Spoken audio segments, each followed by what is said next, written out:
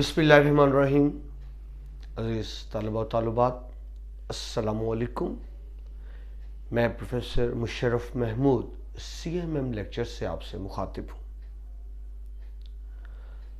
अज़ीज़ तलबा, अल्हम्दुलिल्लाह अल्लाह ताला के फज़ल व करम से हम उर्दू साल अव्वल और साल दोम के तमाम असबाक, नज़में, गज़लियात, ग्रामर के लेक्चर्स अपलोड कर चुके हैं।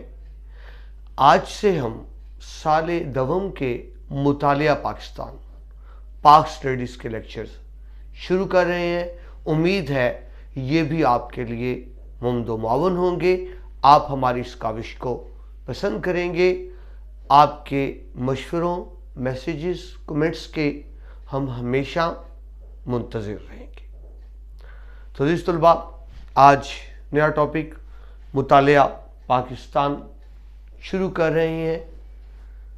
आमतौर पर कॉलेजेस में पाक स्टडी के लिए हफ्ते में 2 लेक्चर्स होते हैं, लिहाजा असातिज़ा उतनी तफसील से बात नहीं कर पाते जितनी मुतालिया पाकिस्तान में होनी चाहिए। हम कोशिश करेंगे कि उस तशनगी को, वक्त की कमी को यहाँ पर आड़े ना आने दें और मुमकिन हद तक आपको तफासिल फराहम करें।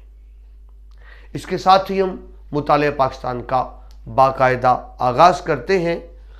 पहला सबक इस्लामी जमहूरिया पाकिस्तान का क़याम। सबसे पहले नज़रिया पाकिस्तान को समझने से हमें ये देखना होगा कि नज़रिया से क्या मुराद है, नज़रिया किसको कहते हैं, और उसके बाद हम नज़रिया पाकिस्तान की तरफ आएंगे। अजीज़ तलबा, नज़रिए से मुराद आइडियोलॉजी है। आइडियोलॉजी, नज़रिया हम मायनी है। इससे मुराद क्या होता है? ये एक ऐसा तसव्वुर है, एक ऐसा मकसद है। नज़रिया एक ऐसा ख्याल है, एक ऐसा तसव्वुर है, ज़िंदगी का वो एम है, वो मकसद है जिसको हासिल करने के लिए इंसान तमाम ज़िंदगी जिद्दोजहद करता है और जिसको पा लेना वो अपनी कामयाबी समझता है। ये तो बात हुई इनफरादी बात। अगर इसको इज्तिमाई तौर पर देखा जाए तो किसी भी कौम का नस्बुल ऐन, किसी भी कौम की ज़िंदगी का बुनियादी मकसद उसका नज़रिया कहलाता है, और यही नज़रिया ही दरअसल किसी भी कौम का मकसद ज़िंदगी होता है।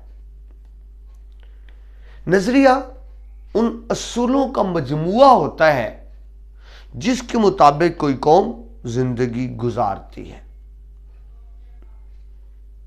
ब्रिटानिका इंसाइक्लोपीडिया, उसमें बताया गया है कि नज़रिया क्या है। उनके मुताबिक नज़रिया किसी ख़ास फ़िक्र की रोशनी में सियासी और समाजी मसाइल का एक अमली हल है। तो सबसे पहले तो ये बात समझिए कि नज़रिए से क्या मुराद है। वो ख्याल, वो तसव्वुर जिसके मुताबिक किसी कौम के अफराद अपनी ज़िंदगी गुजारते हैं, और वही नज़रिया उनका तशख़्ख़ुस बन जाता है। ये तो बात हुई कि नज़रिया क्या होता है। अब आइए पहले टॉपिक नज़रिया पाकिस्तान की तरफ। अजीज़ तलबा, जिस तरह के आप देख रहे हैं, हमने अलग अलग मौज़ूआत कायम की हैं, शुरू में सफ़ात नंबर लिखे हैं। तो जिस तरह आपसे अभी आप सर्च की, मैंने नुकात लिखे कि नज़रिया क्या है, किसी कौम का तसव्वुर हयात, इंसानी जिद्दोजहद का मकसद या नस्बुल ऐन। नज़रिया क्या है? कौम की फ़िक्री, अमली, सियासी और मुआशरती बुनियादें जिस पर कौम खड़ी होती है اس کو نظریہ کہتے ہیں۔ اس کے بعد آئیے نظریہ پاکستان کیا ہوا۔ عزیز طلباء، آپ کے ذہن میں یہ بات رہے، پاکستان دنیا کی پہلی نظریاتی مملکت ہے۔ اس سے پہلے دنیا میں کوئی قوم کی جدوجہد نظریے کی بنیاد پر نہیں تھی۔ پاکستان نے اسلامی نظریے کی بنیاد پر تحریک چلی اور اسی کی عملی شکل آپ پاکستان کی شکل میں دیکھتے ہیں۔ بقول شاعر، پاکستان نظریہ بھی، پاکستان یقین بھی ہے، پاکستان عقیدہ بھی، پاکستان زمین بھی ہے۔ تو یہ وہ نظریہ ہے جس کی بنیاد پر پاکستان کا قیام عمل میں آیا۔ دنیا کی پہلی نظریاتی اور سیاسی تحریک تھی تحریک پاکستان، جو کامیابی سے ہمکنار ہوئی، جس کے نتیجے میں دنیا کی پہلی اور سب سے بڑی اسلامی نظریاتی مملکت کا قیام ہو۔ اب یہاں یہ سوال پیدا ہوتا ہے کہ نظریہ پاکستان ہے کیا؟ نظریہ پاکستان کی بنیاد دو قومی نظریہ ہے۔ دو قومی نظریہ کیا ہے؟ اس کی بنیاد نظریہ اسلام ہے۔ ہم سب سے پہلے یہ دیکھتے ہیں کہ دو قومی نظریہ کیا ہے۔ عزیز طلباء، مختلف کتابوں میں مختلف باتیں لکھی ہوئی ہیں دو قومی نظریے کے حوالے سے کہ دو قومی نظریے کا وجود کب ہوا۔ اگر ہم تاریخ کے پس منظر میں بہت پیچھے چلے جائیں، ارتقاء انسانیت سے شروع کریں، انسان کے وجود سے شروع کریں، تو عزیز طلباء ذہن میں رکھیے گا کہ دو قومی نظریے کا وجود کب ہوا تھا؟ جب ابلیس نے اللہ کے حکم پر آدم کو سجدہ کرنے سے انکار کر دیا تھا۔ وہیں سے دو قومی نظریے کی ابتدا ہو گئی تھی۔ اس سے پہلے سب اللہ کو ماننے والے تھے۔ حزب کہتے ہیں جماعت کو، سارے حزب اللہ تھے، لیکن ابلیس کے انکار سے اب حزب اللہ ایک طرف ہو گئے، حزب مخالف دوسری طرف ہو گئے۔ تو وہیں سے دو قومی نظریے کی بنیاد پڑ گئی کہ اللہ کو ماننے والے اور اللہ کو نہ ماننے والے۔ یہ تو ایک تاریخی پس منظر ہوا دو قومی نظریے کا۔ آپ یہ کہہ سکتے ہیں کہ برِ صغیر میں دو قومی نظریے کی بنیاد کب پڑی؟ جب بقول حضرت قائد اعظم ہندوستان میں پہلے مسلمان نے قدم رکھا تو دو قومی نظریے کی بنیاد پڑ گئی۔ دو قومی نظریہ کیا ہوا کہ دنیا میں بنیادی طور پر دو ہی قومیں ہیں، اللہ کو ماننے والے مسلم اور اللہ کو نہ ماننے والے غیر مسلم۔ یہ ہے دو قومی نظریہ۔ پاکستان اسی بنیاد پر وجود میں آیا تھا۔ آپ جانتے ہیں ہندوستان کو برِ صغیر کہا جاتا تھا۔ برِ صغیر پاک و ہند کو یہ ایک ملک نہیں تھا، یہ تو چھوٹا سا ایک بر اعظم تھا جس میں بہت سی قوموں کے بہت سے افراد رہتے تھے، جن میں بڑی قومیں ہندو، مسلمان، سکھ، پارسی، عیسائی، بدھ مت کے پیروکار اور لادین یعنی کسی بھی مذہب کو نہ ماننے والے، یہ بہت سے لوگ رہتے تھے۔ تو یہاں دو قومی نظریہ کیا ہوا کہ مسلمان ایک علیحدہ قوم ہیں، ان کی تہذیب، ان کا تمدن، ان کا زندگی گزارنے کا طریقہ، ان کا رہن سہن، ان کے رسم و رواج، ان کی عبادات سب کے سب غیر مسلموں سے الگ ہے۔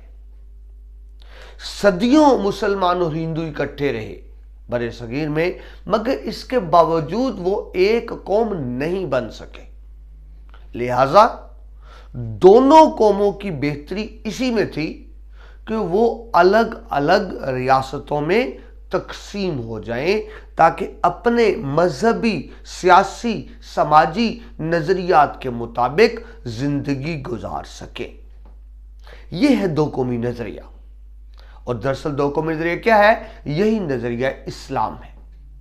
نظریہ اسلام ہی کی ایک شکل دو قومی نظریہ ہے، اور اسی دو قومی نظریے کو جب ہم بر صغیر کے حالات پر منطبق کرتے ہیں، اپلائی کرتے ہیں، تو اسی کو نظریہ پاکستان کہا جائے گا۔ تو نظریہ پاکستان کیا ہوا کہ بر صغیر پاک و ہند میں بہت سی قومیں آباد ہیں، جن میں سے دو بڑی قومیں ہندو اور مسلم ہیں۔ دونوں کی بہتری اور بھلائی اسی میں ہے کہ ان کے لیے الگ جداگانہ وطن قائم کر دیے جائیں۔ تو بات کیا ہوئی جی؟ نظریہ پاکستان کیا ہوا؟ دنیا کی پہلی نظریاتی اور سیاسی تحریک تھی، پہلی نظریاتی مملکت ہے پاکستان، دین اسلام کے بنیادی اصولوں پر مبنی ہے نظریہ پاکستان۔